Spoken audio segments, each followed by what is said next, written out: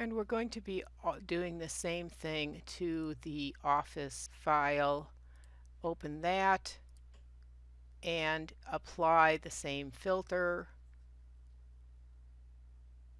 This time we're going to be applying a spotlight, and we want to grab the rotate handle and rotate that so it's pretty well horizontal and move it up so it's towards the bottom of the banner but at the corner of where the two sides of the building meet.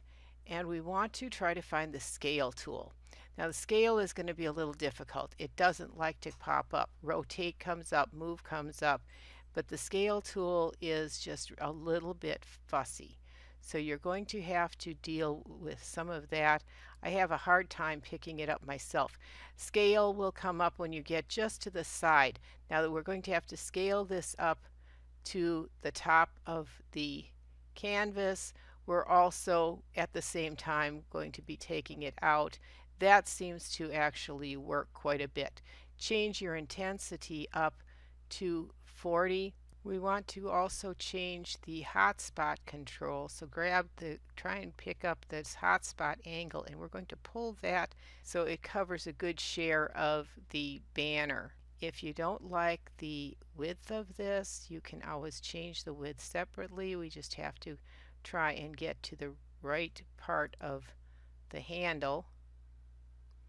Scale width, there we go.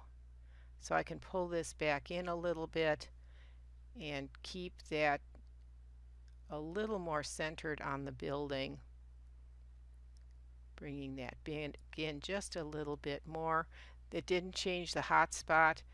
Once I'm satisfied with that, I can click OK to apply, and I will again save this. You have 4 files to turn in.